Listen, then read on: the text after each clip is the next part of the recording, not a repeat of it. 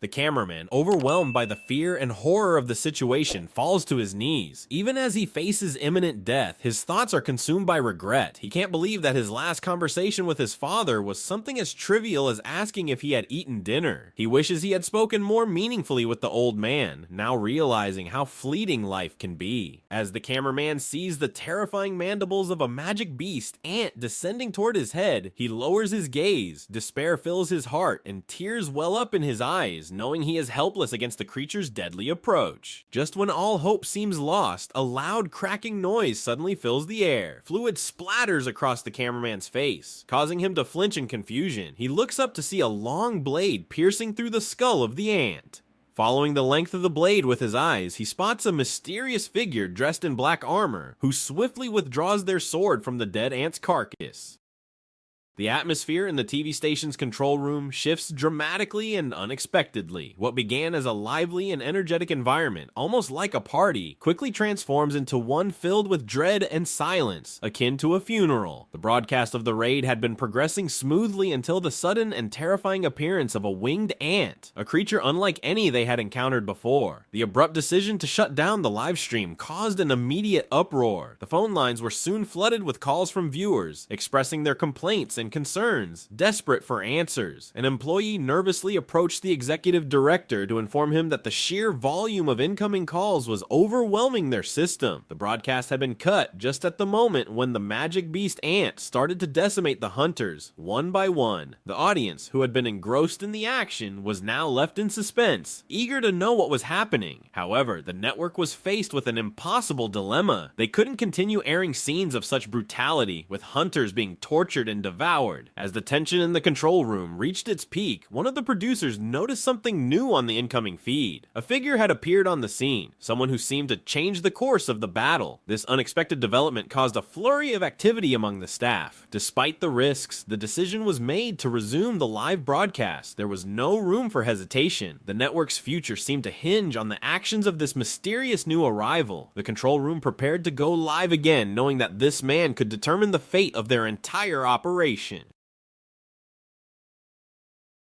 Jinwoo arrives on Jeju Island, having used his shadow exchange ability to instantly transport himself and his army to the battlefield. His gaze is fierce as he leads the intimidating force of shadow soldiers. Among them are Iron, clad in heavy armor, Igris, the swift and deadly knight, Tusk, the powerful mage, and Tank, the hulking beast. A squad of orcs marches alongside them, their weapons ready. Jinwoo remained calm and assessed the situation with a sharp mind. Realizing what needed to be done, he quickly turned to the giant figure beside him, Iron, one of his loyal shadow soldiers. Iron, understanding Jinwoo's unspoken command, pounded his chest with confidence, signaling that he was ready for the task ahead. Without hesitation, Iron lumbered forward, his massive form moving with purpose. Drawing in a deep breath, he let out a thunderous roar that echoed across the battlefield. The effect of Iron's skill, shout of provocation, was immediate and powerful. Every single ant within range turned its attention toward Iron, their instincts compelling them to attack the new threat. The entire swarm, driven by a primal urge, charged at him with relentless ferocity. Jinwoo, satisfied with Iron's success in drawing the ant's focus, patted his shoulder in acknowledgement. With the ants now distracted, he summoned the 2 daggers he had acquired after defeating the demon monarch. As the ants closed in, a tidal wave of black filled Jinwoo's vision, the sheer number of creatures screaming as they rushed towards him. Without a moment's hesitation, Jinwoo gripped his daggers tightly and moved with blinding speed. In one swift, fluid motion, he slashed through the oncoming ants, his movement so fast that he seemed to vanish from sight, leaving behind a trail of destruction in his wake. Amidst the fray, Tusk, another of Jinwoo's loyal soldiers, stood vigil over the injured members of the strike squad, ensuring their safety as the battle raged on. The strike squad hunters, still reeling from the earlier assault, were bewildered by the sudden turn of events. They could only watch in astonishment as Jinwoo and his soldiers charged into the thick of the ant horde. Jinwoo, moving with precision and deadly skill, sliced through the body of an ant, effortlessly cutting it in two. The presence of Jinwoo's shadow soldiers added to the carnage on the battlefield. Igris, one of the most formidable formidable of Jinwoo's soldiers, crushed an ant with his bare hands, driving it into the ground before slicing through the remaining creatures with his long blade. His movements were swift and merciless, leaving nothing but destruction in his wake. Tank launched himself into the fray with unstoppable force. He crushed the ants alive between his massive jaws and used his enormous claws to tear through the rest of the horde. Iron, as usual, took a more brute force approach, smashing the ants beneath his feet. His heavy stomps created a rhythm of destruction as he decimated the creatures without pause, his strength proving too much for the ants to withstand. Amidst the chaos, Jinwoo sensed the perfect moment to end the battle. With a confident smirk, he knew it was time to finish things.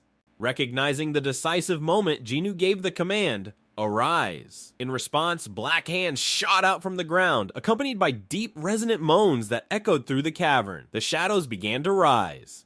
The cameraman felt a sudden chill as fear gripped him, his mind struggling to comprehend the scene unfolding before his eyes. His heart pounded as he witnessed something unimaginable. The ants, which had been defeated moments ago, were now rising again, but they were different. A dark, eerie smoke emanated from their bodies, making them appear more sinister and unnatural. The cameraman's mind reeled, barely able to comprehend the transformation. The once dead ants had become shadowy creatures, eerie and lifeless, yet now fighting with a terrifying resolve. They swarmed toward the seemingly endless horde of living ants. A force that had once seemed unstoppable was now being overwhelmed by a sea of darkness. Jinwoo knew his top priority was to get the hunters to safety before they encountered more of the monsters. Some of them were injured, and he needed to act quickly. He rushed toward the raid team, summoning healing potions to treat their wounds. The potions only worked if he held them, so he had to personally feed them to each hunter. As Jinwoo administered the potions, he watched as one by one the hunters began to recover. Taegyu, startled by his sudden recovery, checked himself over in disbelief. Jongin and Dongwook's wounds also healed rapidly. Baek couldn't believe it. Their injuries had completely disappeared. However, Cha Hae-in remained unconscious despite Jinwoo's efforts. He knew why. Her injuries were too severe for his abilities to heal, and she was growing weaker with each passing moment. Jinwoo realized that time was running out. Although the battle seemed to be nearing its end, they couldn't afford to linger. More ants could appear at any moment, turning the situation dire once again. It was crucial to get the team to safety, and Jinwoo was prepared to lead them out of the cave. However, just as he was about to act, a strange sensation made him pause. Jinwoo's gaze shifted to the other side of the cavern. The Ant King had returned. The source of this unease soon revealed itself. With every step, the creature exuded a palpable sense of menace, and Jinwoo could feel the shift in the atmosphere as it drew closer. The Ant King, speaking in the voice of Goto Ryuji, declared with chilling certainty that the true king was not among those outside. The realization began to dawn on the hunters. The Ant King continued to advance, his presence overwhelming as he questioned whether there were others whom the humans considered kings. Baek, with rising dread, understood the implication. If the Ant King had returned, then Goto Ryuji had been defeated. Dongwook cursed under his breath, fully grasping the dire circumstances they now faced. Jinwoo, ever composed, made a swift decision. He asked Coach Ma to take care of Cha Hae-in, the injured member of their team, but as he spoke, his mind raced, piecing together the missing puzzle. The reason he could no longer sense Goto Ryuji's shadow became chillingly clear. It was because of the creature now standing before them. The Ant King, towering and menacing, seemed to assess Jinwoo, as if questioning whether this human could be the king among them. Jinwoo in turn was unfazed, noting with mild surprise that this insect could speak. The atmosphere grew even more charged as the two faced each other, a silent yet intense standoff that held the promise of an impending clash. The Ant King, towering over Jinwoo, paused as he sensed the potent energy radiating from the human before him. Then, with all the force he could muster, the Ant King unleashed a deafening roar directly into Jinwoo's face. The sound reverberated through the cave, shaking the very walls with its intensity, but Jinwoo was far from intimidated. Instead of reacting with fear or caution, a smirk formed on his face. Recognizing it for what it truly was, nothing more than the behavior of an insect trying to appear more threatening than it actually was. 5 minutes ago, the broadcast had ended abruptly, leaving everyone in confusion and alarm. People questioned what had happened to the hunters. Sung Chi-yul felt a wave of anxiety, wondering if the worst had occurred. Joo-hee's thoughts raced, unsettled by the sight of the ant that had appeared just before the broadcast cut off. Park Jong-soo was frustrated, unable to believe that the broadcast had been cut right at such a critical moment. Unati, in the midst of confusion, urgently sought answers, trying to understand what was going on. The news channels scrambled to provide updates. They announced the tragic death of Min Byung-gyu and reported that the other hunters were still trapped within the tunnels. Uncertainty loomed as no one could predict if they would make it out alive. However, just as the tension escalated, news broke of an unknown hunter appearing at the battle scene. The live coverage resumed, and the audience held their breath as they watched the powerful presence of the ant unfold on screen. Meanwhile, in Japan, a conversation between Matsumoto and Sugimoto took place, filled with shock and disbelief. The realization that the ant could speak like a human and had killed off Goto struck Matsumoto hard. Sugimoto, monitoring the situation, confirmed that the ant had returned to the queen's chamber. This revelation stunned Matsumoto, especially when Sugimoto reported that the South Korean team appeared to still be alive. Furthermore, there were additional mana signals emanating from another source, increasing the tension. Matsumoto demanded live coverage from the South Korean press, desperate to see for himself what was happening. Back in South Korea, Gina's home was filled with a different kind of tension. Kyung-hee struggled with the television that had stopped working, much to Gina's frustration. Gina's mind was occupied with her brother Jinwoo, who had left in a hurry without much explanation. As Kyung-hee continued to fuss with the TV, Gina suddenly rushed to her room and turned on her phone. Her eyes widened in shock as she froze at the sight on her screen. Jinwoo in the midst of the chaos.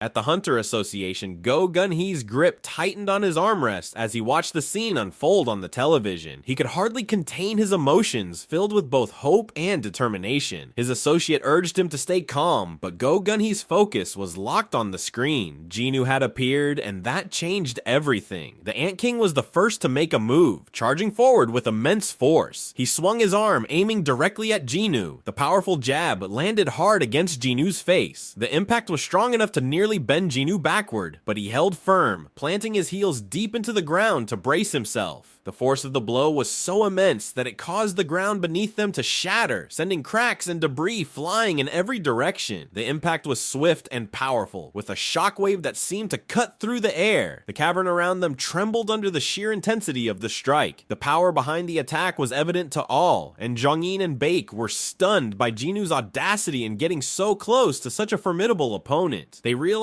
with shock that Jinwoo had underestimated the Ant King's strength. The Ant King, believing he had mortally wounded his opponent, sneered. His words echoed across the battlefield, asserting that Jinwoo was too weak to be a king. Yet to the astonishment of everyone, Jinwoo remained unyielding. Jinwoo spat out blood with disdain, as if it were nothing more than an annoyance. His eyes, cold and determined, locked onto the creature. With a swift movement, Jinwoo activated his skill, the Commander's Touch. His left fist, now imbued with mana, collided with the Ant King's belly. The impact was like a cannonball hitting a wall, sending shockwaves through the Ant King's massive body. The creature stumbled backward, its knees buckling under the immense force. The Ant King's eyes widened in shock as Jinwoo prepared to strike with his right fist. Before the creature could react, Jinwoo unleashed a devastating punch. His fist moved with such speed that it became a blur, connecting directly with the Ant King's face with a sickening crunch. The force of Jinwoo's punch was immense, tearing through the air and sending the Ant King hurtling upward. The impact was so powerful that the creature was barely visible as it was launched, leaving a trail of destruction in its wake. The Ant King slammed into the cavern wall with tremendous force, causing the wall to cave in as though struck by a meteor. The entire cavern shook from the impact, the tremor reverberating through the space. Cameraman and Taegyu were left in shock. Their jaws dropped and their eyes widened in disbelief at Jinwoo's raw strength. The sheer force of his punch left Dongwook speechless, unable to comprehend how a hunter, presumed to be a mage type, could possess such overwhelming physical power. Even Baek, who had some understanding of Jinwoo's capabilities, was astounded, never imagining he could be this strong. As the Ant King roared in fury, its eyes blazed with anger. It lunged back at Jinwoo, determined to retaliate. Jinwoo observed the creature's resilience, noting how its body seemed unusually sturdy, likely due to its exoskeleton. A cold smile formed on Jinwoo's face as he found the situation increasingly irritating. The Ant King, with both hands clasped together, aimed another powerful blow at Jinwoo. However, Jinwoo effortlessly blocked the attack. The two combatants closed the distance between them rapidly, and soon they were locked in a brutal close quarters battle. They exchanged heavy blows, neither holding back. Each strike was met with an equally powerful counterattack. Jinwoo swung his arm with all his might, delivering a powerful blow to the Ant King's body. In response, the Ant King retaliated by slamming Jinwoo on the back of his head. The impacts were brutal. Jinwoo's aura flared blue as he struck with unmatched speed and power, while the Ant King's eyes burned red with fury as it countered with lethal precision. Neither was willing to back down. The waves of mana that surged from their battle were so overwhelming that even the cameraman, an A-rank hunter, struggled to stay on his feet. The sheer force of the mana waves made him feel as though he was about to pass out, barely able to withstand the pressure. Meanwhile, the Ant King was beginning to realize the gravity of the situation. It was losing in a battle of strength against Jinwoo, something it had never experienced before. The creature's thoughts raced as it tried to comprehend who this human could possibly be to overpower it. Jinwoo, though clearly taking damage, continued his relentless assault. The Ant King's once impenetrable exoskeleton, harder than any known metal, was starting to show signs of strain. Hairline cracks began to appear on its surface, a clear indication that Jinwoo's attacks were breaking through. With a steely glint in his eyes, Jinwoo launched another devastating blow. The force of his punch caused more cracks in the Ant King's exoskeleton, which quickly spread like a spider web. The Ant King was shocked. This was a sign that it didn't have much time left, but before it could fully process the danger, Jinwoo seized the opportunity. As the Ant King momentarily hesitated, Jinwoo struck again, this time hitting the beast's face with such force that it staggered, snapping its head upward. Even with its facial exoskeleton, the Ant King felt the impact and struggled to regain its balance. The Ant King, now desperate, retaliated by opening its mouth and shooting out a venomous needle attached to the end of a long tentacle. It was a close-quarter attack aimed directly at Jinwoo's face, and though Jinwoo managed to jerk his head out of the way, the needle still managed to scratch his cheek. The Ant King felt a brief moment of satisfaction, believing it had finally managed to land a hit on Jinwoo. The poison from its venomous needle began spreading through Jinwoo's body. This was no ordinary toxin. After consuming a cone snail, the Ant King had gained the ability to use paralysis poison, one of the most lethal substances in nature. The poison had become even deadlier when mixed with the concentrated mana within the Ant King's body. The Ant King looked down at Jinwoo, confident that it was about to deliver the final blow. It prepared to strike, certain that the poison had weakened Jinwoo to the point of no return. With a sense of triumph, the Ant King launched its mandibles with full force at Jinwoo, intending to end the fight once and for all. However, Jinwoo was far from defeated. As the Ant King's attack came rushing toward him, Jinwoo raised his left hand and blocked the claw with seemingly little effort. The Ant King was stunned, unable to comprehend how Jinwoo could still move, let alone defend himself. In the brief moment of shock that followed, Jinwoo seized the opportunity. With his right fist, he delivered a powerful punch that sent the Ant King tumbling across the den. The force of the blow was overwhelming, and the Ant King was left reeling from the impact. Jinwoo's strength and resilience were far beyond anything the creature had anticipated, and its moment of triumph quickly turned into one of desperation as it realized that the battle was far from over. A notification popped up in Jinwoo's vision, indicating that he had been successfully detoxified. He quickly realized that the Ant King had felt a brief surge of happiness, likely because it believed the poison had taken effect. However, Jinwoo's increased sense stat allowed him to perceive the emotions of the Ant King. He could feel that the creature's initial confidence was now giving way to nervousness. Jinwoo also sensed that his teammates were growing anxious as the battle dragged on. Determined to end the fight quickly, he prepared to make his next move. Jinwoo leaped into the air, closing the distance between himself and the Ant King in an instant. He aimed a powerful flying kick at the creature. However, when his foot slammed into the ground, the Ant King was already gone. Baek and Jongin, two of the hunters watching the battle, were bewildered as they scanned their surroundings, trying to locate the creature. Jinwoo, on the other hand, remained calm. He looked up and saw that the Ant King had used its wings to fly above their heads. This situation was advantageous for Jinwoo. With his heightened senses, he could easily track the Ant King by the emotions it was emitting. The creature had gone from panic to nervousness, and now seemed almost delighted with its newfound strategy. The Ant King had decided to change its tactics, realizing that its previous attempts to overpower Jinwoo were futile. The Ant King recognized that Jinwoo was resistant to poison, and that trying to overpower him would be a waste of time. If strength was Jinwoo's greatest asset, then facing him head-on was pointless. The Ant King decided to focus on its true strength, speed. Contracting its body and concentrating all its energy on increasing its speed, the Ant King prepared to launch a new offensive. As the Ant King shrank back to its normal size, its claws elongated into sharp blades. Jinwoo observed the transformation, understanding that the creature was about to change its method of attack. Anticipating the shift in strategy, Jinwoo summoned two daggers from his inventory and held them tightly, ready for the impending clash. The tension in the air was palpable as Jinwoo and the Ant King prepared for the next phase of their battle. The Ant King dived toward Jinwoo with incredible speed, moving so fast that it seemed almost impossible to follow. But Jinwoo was prepared. As the Ant King's claws slashed at him with deadly precision, Jinwoo effortlessly dodged, his movements so fluid and quick that the Ant King's eyes widened in disbelief.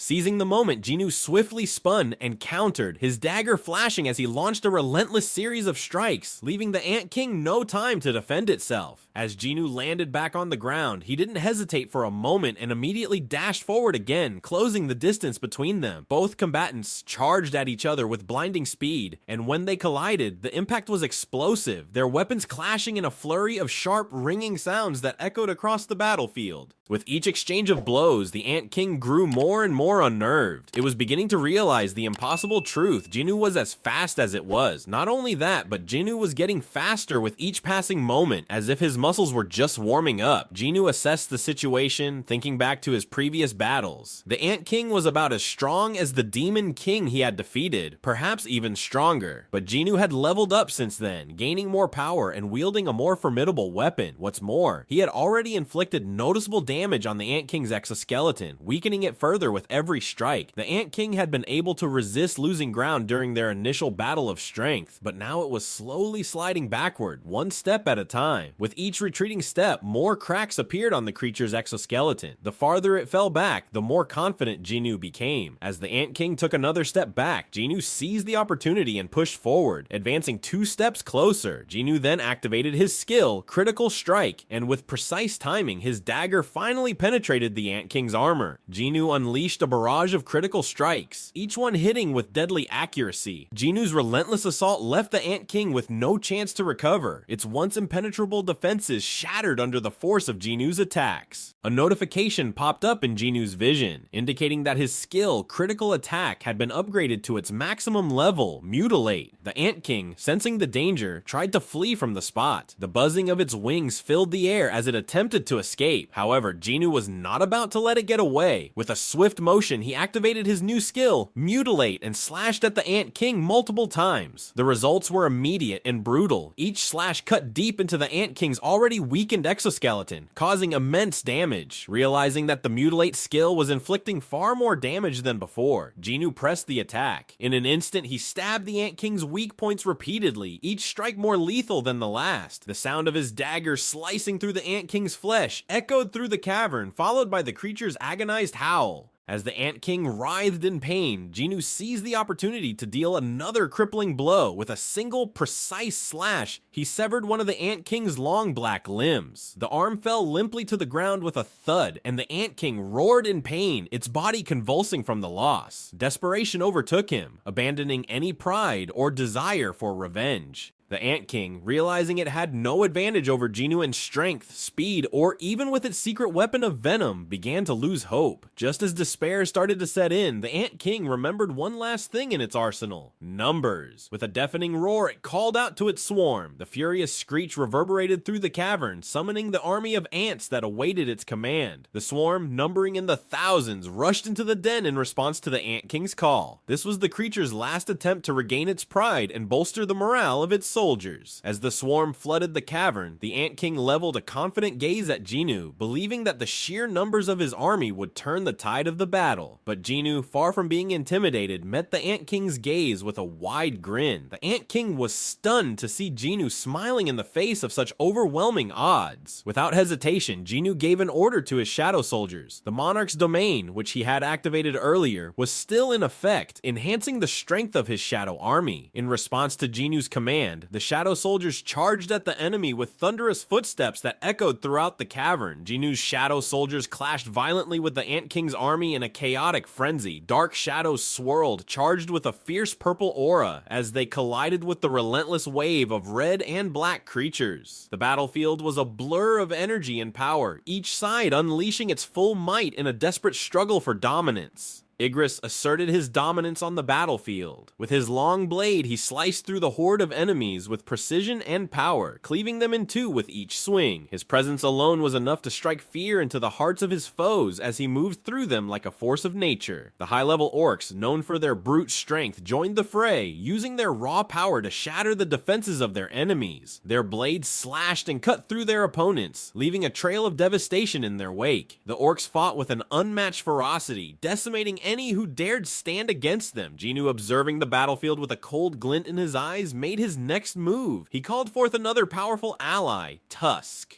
As Tusk appeared, Jinwoo spoke firmly to him, ensuring that he understood his orders. With the Orb of Avarice placed in his hand, Jinwoo made it clear that Tusk was to target only the ants, warning him of the consequences if any humans were harmed. Tusk, understanding the gravity of Jinwoo's command, nodded confidently. He activated his skill, Hymn of Giants, and his size increased dramatically. Standing tall, he prepared a massive fireball, surveying the battlefield with a determined gaze. Without hesitation, Tusk unleashed his next skill, Hymn of the Fire Dragon, and in an instant, pillars of fire erupted from his position. The battlefield was soon engulfed in flames as Tusk rained fire down upon the ants, annihilating everything in his path with devastating force. Taegyu, witnessing this display of power, was left stunned by what he saw. He could hardly believe that such a creature had been summoned by Jinwoo. Dongwook was equally shocked, feeling as though they were witnessing the arrival of a demon rather than a mere summoned beast. Meanwhile, the Ant King, who had always believed himself to be the strongest, began to tremble with fear. His confidence shattered as he watched his subjects being obliterated. He could not comprehend how he, who had devoured everything in his path and claimed his place at the top of the food chain, was now facing an enemy so powerful. The realization that there might be a limit to his strength filled him with dread. Panic set in as the Ant King recognized that in order to survive, he had no choice but to flee. In an instant, the Ant King's concern for his kingdom and soldiers vanished. The only thing that mattered to him now was survival. Thanks to the healing ability he had acquired by devouring one of the humans, his severed wing had regenerated quickly. The Ant King flew into the air, desperate to escape. Jinwoo observed the situation carefully, noting that the Ant King was using the healing ability of Min Byung-gyu, a skill he had never seen a beast use before. It was clear to Jinwoo that this creature was different from any he had faced. It could absorb the ability of its opponents by devouring them. The Ant King's only thought was to get as far away from Jinwoo as possible, but before he could escape, Jinwoo activated his skill, Commander's Touch. An invisible force suddenly pressed down on the Ant King, slamming him into the ground with immense force. The impact was brutal. With a thud, the Ant King crashed into the cave floor, fluid spraying from his mouth as he hit the ground. Without hesitation, Jinwoo walked over to the fallen Ant King. The once mighty creature, now terrified, watched Jinwoo's approach. The fear in the Ant King's eyes was so palpable that Jinwoo almost felt pity for him. The Ant King, stripped of the majestic attitude he had displayed when toying with the other hunters, tried desperately to crawl away, his body trembling with fear. But Jinwoo was relentless. He activated his skill, Mutilate, and quickly caught up to the fleeing Ant King. With unmatched speed, Jinwoo wielded his daggers, unleashing a flurry of rapid strikes on the Ant King's back. His movements were so fast that they created a web of blinding blue energy. The Ant King, caught within this deadly assault, was completely overwhelmed. Jinwoo's final devastating move marked the end of the battle, leaving the Ant King defeated and broken on the ground. A notification popped up, signaling Jinwoo's victory. You have defeated the enemy. Level up. The message barely registered as Jinwoo turned to face Bake, who called out to him with urgency. The guildmaster's expression was dark and filled with concern as he approached Jinwoo. Bake's voice was heavy with worry as he began to speak. Hunter Cha is... He didn't finish his sentence, but Jinwoo could sense the dire situation. Cha Hain's life force was fading rapidly, and it didn't look good. Jinwoo's face hardened as the gravity of the situation hit him. He realized that he had taken too long to defeat the Ant King. Now he had to find a healer, and fast. His mind raced through the options. Jinwoo thought about his Shadow Exchange skill, but there were limitations. There was still some time left before he could use the skill again, and he wasn't sure if he could teleport with another person. He hadn't tested it yet. Flying out on Kaisel's back crossed his mind, but he knew that Hain would likely die mid-flight. Desperation crept in as he considered whether there was a healer from the Blade Guild still alive. There had to be a way to save her. Jinwoo suddenly flinched as another idea formed. He quickly turned to the cameraman nearby. "Excuse me, can you turn off the camera for a second?" Jinwoo asked, his voice firm. The cameraman, puzzled by the sudden request, hesitated. Pardon? He asked, unsure of why Jinwoo wanted the camera off. Jinwoo's tone grew more urgent. Hurry up, if you don't shut it off, I'm going to smash it to pieces. The seriousness in his voice left no room for argument. The cameraman quickly complied, shutting off the camera while wondering why Jinwoo had made such a request. His thoughts raced as he tried to figure out what was happening. Jinwoo then turned his attention back to his shadows, issuing a direct command. Listen up, shadows, go find Min Byung-yu's body. The urgency in his voice was unmistakable. Baek's eyes widened in shock as he realized what Jinwoo was planning. The shadows carried the decapitated body to Jinwoo, who inspected the black smoke emanating from the corpse. This indicated that it might be possible to extract a shadow from Byung-yu. Jinwoo's thoughts were focused and determined as he considered his next move. Jinwoo commanded the extraction, saying, "Arise." However, the result was not what he expected. The system notification popped up. Shadow extraction has failed. Jinwoo was both puzzled and worried. The failure was unexpected given the current level of his extraction skill, which should have been high enough for a simple extraction like this. Jinwoo's thoughts raced as he tried to understand why it wasn't working. He considered that perhaps Min Byung-yu felt strongly opposed to becoming a shadow soldier, seeing it as immoral to turn a human being into one. But Jinwoo knew he had to save the person who was still alive, Cha Hae-in. He cleansed his mind of any useless thoughts and spoke with conviction. Once again, he commanded, "Arise!" This time, the transformation began. A frigid wind swept around them as a deep sound, a cross between a yell and a scream, echoed heavily through the cave. Baek's voice echoed through the cavern as he called out to Jinwoo, his emotions running high. His hands trembled as he grabbed Jinwoo's shoulders, his eyes wide with shock and disbelief. The sight before him was almost too much to comprehend. He could hardly believe what he was witnessing. Could Jinwoo actually command the dead? As Baek watched in a mix of horror, a black hand shot out from the shadow of Min Byung-yu, grasping the ground as if it were desperate not to return to the darkness. Slowly, the hand pulled a figure out, a soldier wearing black armor, fully corporeal and filled with mana. The hunters around them were speechless, their eyes locked on the new minion that Jinwoo had summoned. Jinwoo's power was unlike anything they had ever seen before. Jong-in wondered aloud if Jinwoo could truly harness the powers of the dead. Dong-wook couldn't help but acknowledge that Jinwoo was no ordinary summoner. As soon as Byung-yu's shadow was extracted, it began to move on its own, walking toward Cha Hae-in without any command from Jinwoo. The shadow, now taking on the form of the healer it once was, began to cast healing magic on Hae-in. The warm light emanating from the shadow soldier's hands bathed Hae-in in a gentle glow, and her complexion started to return to normal. Baek watched, his eyes numb with emotion. Was this really Byung-yu healing her? He couldn't believe what he was seeing. Jinwoo, sensing Baek's confusion and turmoil, spoke with a calm and steady voice. He explained that he could tell what kind of person Min Byung-yu had been. Without needing any orders, Byung-yu's shadow had immediately begun healing Cha Hae-in.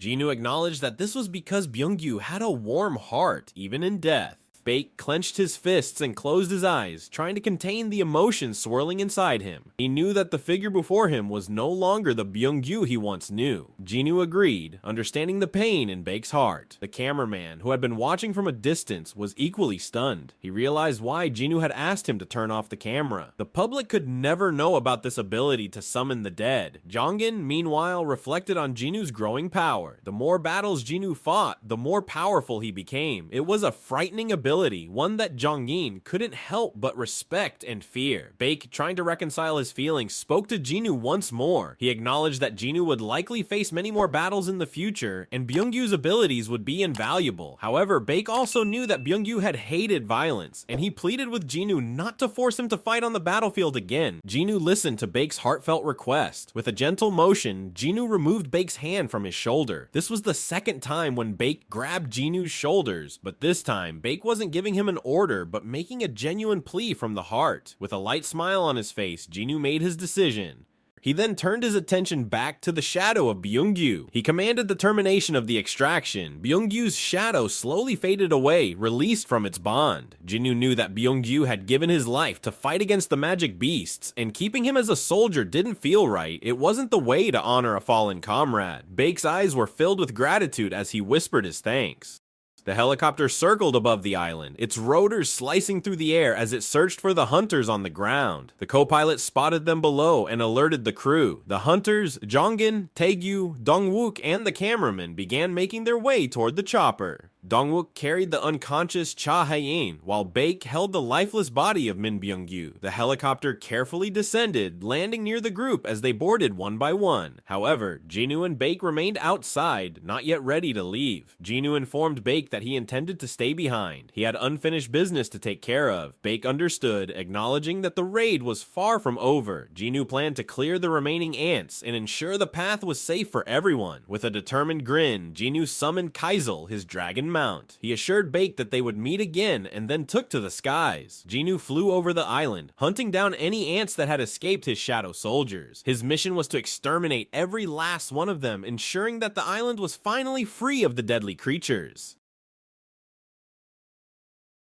Meanwhile, on a ship sailing across the ocean, Japanese hunter Hoshino Minoru was visibly shaken, recounting the terror of the battle. He described the monster that had killed their leader, Mr. Goto, and how it seemed impossible to defeat. The fear in his voice was evident as he declared that no hunter in the world could slay such a beast. Sugimoto, the vice guild master of Blade Guild on board, tried to calm him down. He informed Minoru that the Jeju Island raid had already ended, and that the beast had been defeated. Minoru was in disbelief, unable to comprehend that such a powerful creature could be vanquished. Sugimoto recalled a conversation he had with Mr. Goto before the raid, where they discussed a skilled hunter in South Korea named Sung Jinwoo. Despite Goto's confidence, Sugimoto had a feeling that Jinwoo might be stronger than they had initially thought. As the ship continued its journey, one of the crew members reported that the ants on the island were dispersing. Sugimoto quickly ordered all units to prepare for battle, as there were still some ants left to be dealt with. The battleship sailed in formation, ready for action as they approached the island, prepared to confront the remaining threat. On the eastern coast of the United States, within the walls of the Federal Bureau of Hunters, a video came to an end. The footage detailed the recent Jeju Island raid, showing the intensity and danger of the battle that had taken place. The room was silent as the video concluded, with the only sound being the soft hum of the equipment in the background. Michael Connor, the assistant director, turned to the director, Mr. Brennan, seeking his opinion. Mr. Brennan, who had been engrossed in the video, glanced at the clock and realized how late it was. It was well past 4 in the morning, but the events depicted in the video had kept him fully engaged. He knew why Michael had come to him at such an ungodly hour. The reason was clear. The conversation shifted to the topic of Sung Jinwoo, the South Korean hunter who had played a crucial role in the raid. Michael Connor expressed his thoughts, noting that a hunter with the ability to summon and command over 100 beasts was truly unique. He believed that such talent was too valuable to remain confined to a small country like South Korea. The potential of Sung Jinwoo was undeniable. Mr. Brennan agreed with Michael's assessment. The power and capabilities that Jinwoo demonstrated were extraordinary, and they both recognized that his talents would be a significant asset. Brennan inquired if there was more information about Jinwoo, to which Michael responded by presenting a file. The file contained details about an earlier incident at the Bureau, known as the Sung Il-hwan incident. Sung Il-hwan, who had been captured alive inside an A-rank gate on the East Coast by an A-rank hunter named James, was initially believed to be either a human or a magic beast. However, he had claimed to be a hunter from South Korea. This incident had left a mark on the Bureau's records, but what was more surprising was that Sung Il-hwan was actually Sung Jinwoo's father. This revelation presented a perfect opportunity for the Bureau. As of now, no other country had any significant knowledge of Sung Jinwoo's name or his potential. The discussion took a cautious turn as Mr. Brennan mentioned the delicate balance of international relations. The United States and South Korea had a long-standing alliance, and taking another S-rank hunter from South Korea would undoubtedly strain that relationship. The memory of what happened with Hwang Dong-soo still lingered, and they couldn't afford to repeat the same mistake. However, despite the risks, both Michael and Mr. Brennan acknowledged that Sung Jinwoo might be worth it. The power he wielded was something they couldn't ignore. The conversation ended with Michael expressing his determination to give this mission his best shot, fully aware of the challenges that lay ahead.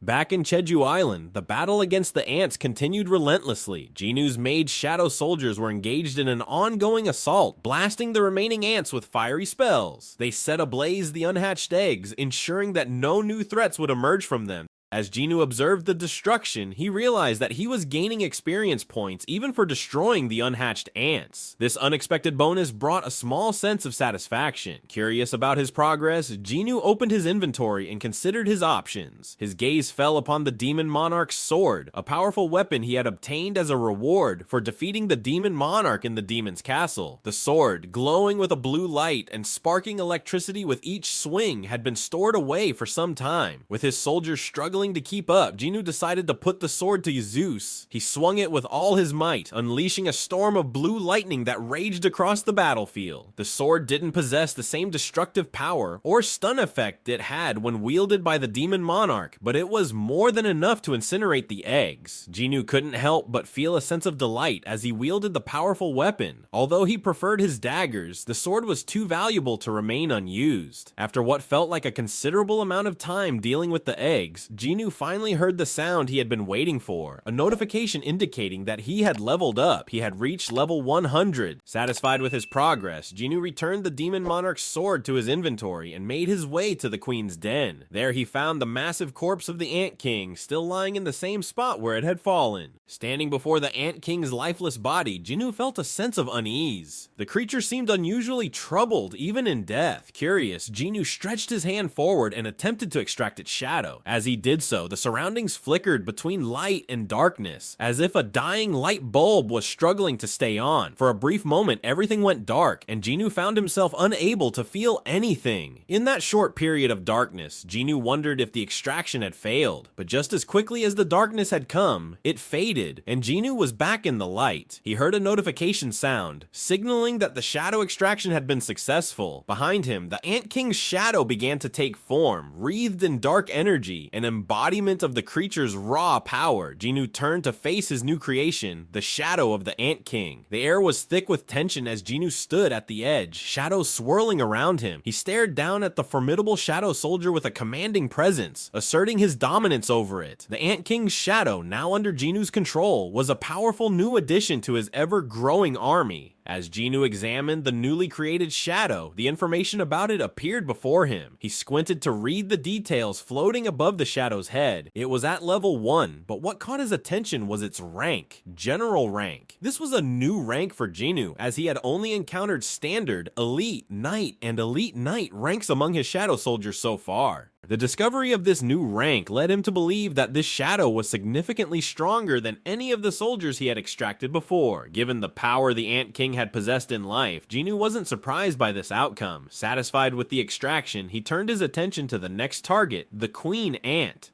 But just as Jinwoo was about to proceed, the shadow of the Ant King spoke, catching him off guard. The shadow, now kneeling on one knee with its head bowed, addressed Jinwoo as "my king" and made a request. The voice coming from behind him caused Jinwoo to freeze in place for a moment. The shadow then asked Jinwoo for a name. Jinwoo reflected on the unwavering loyalty his other shadow soldiers had always shown him and noticed that this new shadow exhibited the same trait. He couldn't help but wonder how the Ant King's shadow was able to speak. When he asked, the shadow simply responded that it had always possessed the ability to speak. Jinwoo pondered this revelation. The shadow's ability to speak seemed to be linked to the fact that it had been capable of communication before becoming one of his soldiers. However, this was not the case with his other soldiers such as Iron, Min Byung-yu, and Tusk, who had all lost their ability to speak after being turned into shadows.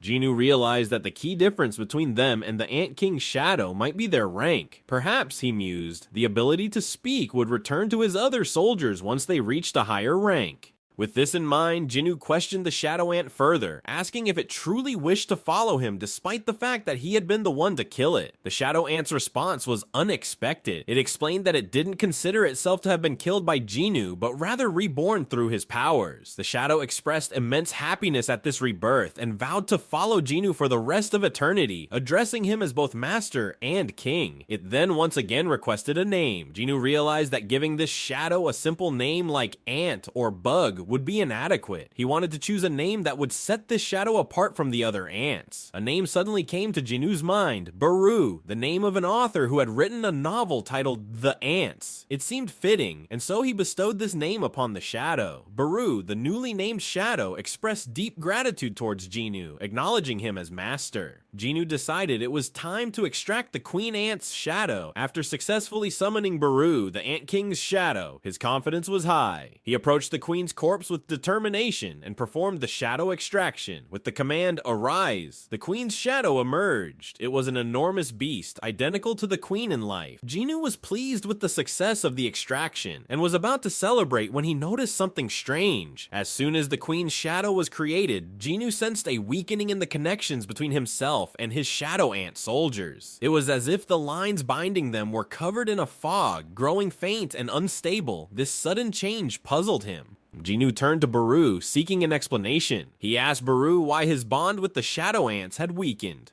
Beru explained that the Queen possessed an inherent power to rule over her colony. As long as the Queen's shadow was alive, she retained the right to command the ants, even those who had been turned into Jinwoo's shadow soldiers. Jinwoo then asked Beru about the Queen's mana levels, which seemed surprisingly low considering her rank. Beru explained that the Queen's mana had primarily been used for reproduction when she was alive. Now that she no longer had a physical body, her mana had decreased, making her unsuitable for battle. After putting all the information together, Jinwoo realized that the Queen's shadow wouldn't be as useful to him as he had hoped. He saw no reason to keep two commanders who could potentially conflict with each other. He gave the command to terminate the extraction, and the Queen's shadow dissipated into smoke, vanishing into the air. Jinwoo then addressed his shadow soldiers, instructing them not to collect the essence stones from the ants. He reminded them that all the essence stones would be used to reconstruct Jeju Island's infrastructure and compensate for the damages caused by the raid. There was no need for them to keep any of the stones for themselves. Afterward, Jinwoo removed the gem from Beru's corpse. The essence stone was a beautiful pitch black jewel radiating power. Jinwoo decided that this one stone from Beru's corpse would be sufficient for his needs. His thoughts then turned to the remaining ants. Jinwoo knew that there were still many left on the island and wondered if he would be able to eliminate them with the troops he had available. As he pondered this, Beru spoke up, informing him that their enemies were struggling in the skies due to the lack of a leader. Without a leader, the ants were unable to maintain their formation and were scattering in confusion. Jinwoo asked Beru if he knew how many ants were left. Beru replied that there had been 8,700 ants before the attack, and approximately 4,000 had survived. Jinwoo was surprised, as he had thought he had taken down a significant number during the earlier battle, but there still seemed to be quite a few left. Finally, Jinwoo asked Beru if he could wipe out the remaining ants on his own. Beru, with unwavering loyalty, responded that he would follow Jinwoo's order without hesitation. In the midst of the ocean, the hunters aboard the battleships prepared for the oncoming threat. Jong-soo, the leader of the Night Guild, was the first to spot the danger, noticing that the ants were flying directly towards them. The battleship's artillery roared to life, firing at full capacity as the ants approached. The sky was filled with the sound of booming explosions. Mage hunters on board joined forces, launching devastating magical attacks that added to the chaos. The sky lit up with a series of bright flashes and explosions, creating an atmosphere of absolute mayhem. Despite the relentless assault, the ants continued their advance, heading northbound towards the Night Guild. Sun Cahoon, the leader of the Hunters Guild squad, quickly issued commands to his guild members, urging them to prepare for battle as the ants closed in. The Fame Guild hunters also received their orders, instructed to slaughter every ant in sight. The Fiend Guild hunters, led by their determination to reclaim their honor and glory, steeled themselves for the fight, knowing that a single ant was as strong as a B-rank hunter. They formed battle positions, aware that falling out of formation could mean certain death. Amidst the tension, Min-sung, the A-rank hunter, trembled in fear. His anxiety was palpable, and another hunter nearby couldn't help but notice, thinking that despite his rank, Min-sung was clearly out of his depth. The sky grew darker as the ants nearly reached the ships, their numbers filling the horizon. Joo-hee was struck with fear as she realized the ants had already reached the shores of Hyundai. She questioned whether they were strong enough to face such a powerful enemy. The ants, with their wings spread and mandibles ready, closed in rapidly, their speed leaving little time for the hunters to react. Sung Cheol noticed just how fast the ants were approaching. They were now only an arm's length away, ready to attack. But just as the ants were about to strike, a blue streak of light flashed through the sky. It moved with incredible speed, tearing through the ants in midair, leaving them destroyed in its wake. Joo-hee and Cheol were both stunned by the sight. Joo-hee wondered what could have caused such a powerful strike, while Cheol marveled at the speed of the attack, unable to comprehend what he had just witnessed. The mysterious mysterious blue streak was none other than Beru, executing the command of his master Jinwoo with deadly precision. Efforts to exterminate the ants continued relentlessly for 2 days in the southern regions of South Korea. The hunters and soldiers worked tirelessly, determined to eradicate every last one of the deadly creatures that had caused so much devastation. Meanwhile, the coast of China was not spared from the ant invasion. The relentless insects had already made their way into Chinese waters, causing widespread alarm. The crew on board a Chinese ship could hardly believe the sight before them. The ants had flown all the way to China, and the crew had not been able to sleep for 2 days as they battled against the relentless swarm. As the second wave of ants approached, now within shooting range, the crew awaited the order to fire. However, before they could act, an unknown hunter on board the ship stepped forward, his presence commanding the attention of everyone around. The hunter looked up at the sky, watching as the horde of ants drew closer. Despite the overwhelming numbers, he remained unfazed. With a determined expression, he unsheathed his swords and prepared for battle. The hunter clashed his swords together, unleashing a powerful energy that sent shockwaves rippling through the sky. The sheer force of his attack was devastating, causing explosions that echoed through the air. The bodies of the ants, unable to withstand the hunter's might, were split in half by the shockwaves. Their remains dropped into the ocean below, a testament to the hunter's overwhelming power. With the threat neutralized, the hunter calmly sheathed his swords, his expression one of mild disappointment. The battle had been too easy for someone of his caliber. As he surveyed the aftermath, the hunter couldn't help but think of the ant-sung Jinwoo had battled against. Had that powerful creature still been alive, the hunter mused that the battle might have been more challenging, perhaps even enjoyable. But with the ants now defeated, there was little left to do. The hunter sighed, lamenting the lack of a worthy opponent, and watched as the waves of the ocean carried away the remnants of the once formidable swarm. In the Scavenger Guild of the United States, tension filled the air as Laura, a high-ranking member of the guild, contemplated the situation at hand. She was deep in thought about the connection between Hwang Dong-soo and Sung Jinwoo, two figures whose paths had crossed in a deadly incident. Laura suspected that Sung Jinwoo might have been involved in the death of Hwang Dong-soo's older brother, which could explain why Hwang Dong-soo was now seeking revenge. As Laura considered the implications of this, she turned her thoughts to Thomas Andre, the guild master of the Scavenger Guild. Thomas Andre, a man known for his formidable power and influence, had been looking forward to meeting Sung Jinwoo in person. However, Laura realized that with the current circumstances, this meeting might be more difficult to arrange. The potential for conflict between Hwang Dong-soo and Sung Jinwoo complicated matters further. Thomas Andre was not one to take threats lightly, especially when it concerned his guild. To him, Hwang Dong-soo was not just a member of the Scavenger Guild, he was considered the property of the guild, something that Thomas Andre would fiercely protect. The Scavenger Guild, in turn, was Thomas Andre's domain, and he would not tolerate anyone, not even the government of the United States, interfering with what he considered his.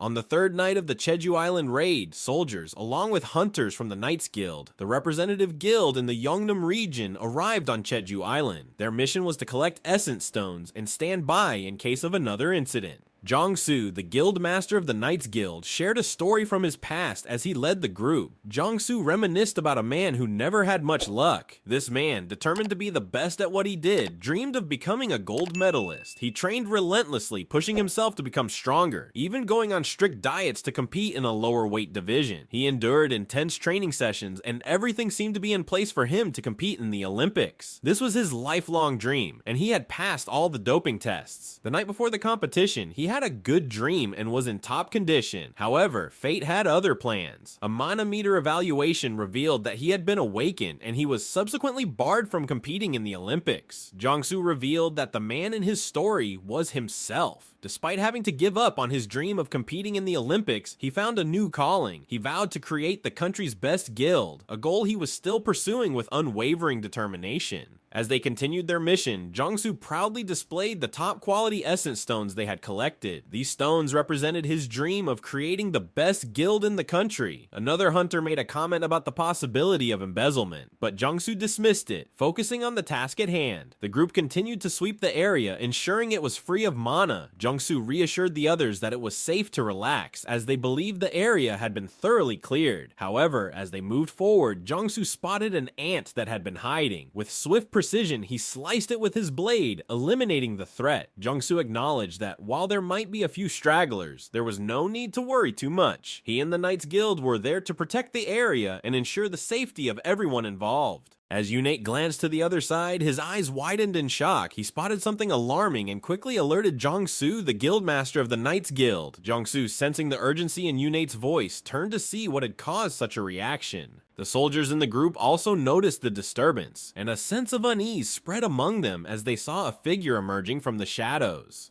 The figure was an unknown stranger, someone who should not have been on Jeju Island. Jong-soo immediately questioned the presence of this stranger, as the only people authorized to be on the island were the soldiers and agents from the association who had assigned the mission to them. The stranger, however, did not fit any of these descriptions. Jong-soo and the other hunters could not determine whether the figure was human or something else entirely. The stranger moved closer, and the hunters hesitated to open fire. Uncertain of what they were dealing with, the figure had glowing yellow eyes, sharp teeth, and wild black hair, giving him an otherworldly appearance. He spoke in a language that none of the hunters could understand, a language that sounded as though it belonged to beasts rather than humans. Jong-soo and the others were taken aback, unsure of how to respond. The situation grew even more tense when it became clear that the stranger was not alone. A simple snap of fingers sent a piercing sound through the air. Within seconds, Jong-soo and his guild members went limp and collapsed to the ground. The stranger was accompanied by an elderly elf with blue skin and long silver hair.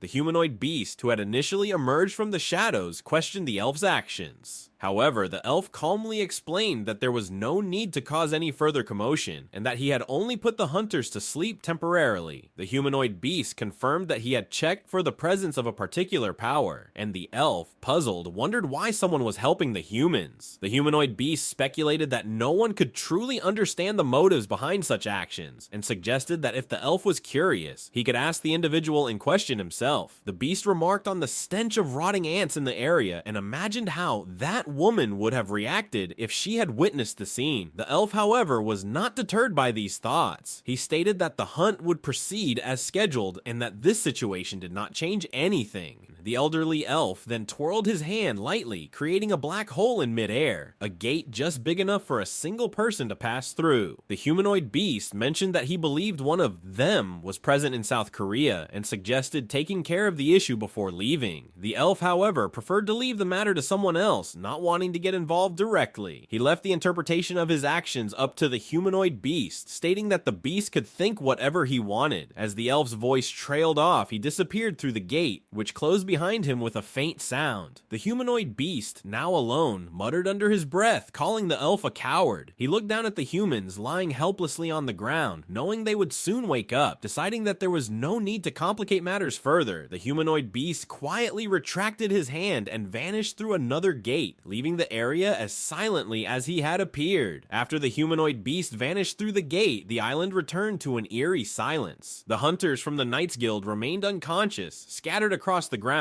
unaware of the strange encounter they had just survived. The night on Jeju Island grew darker, with only the distant sounds of waves crashing against the shore. Thanks for watching. Like, share, and subscribe if you enjoyed it. Until next time, happy watching!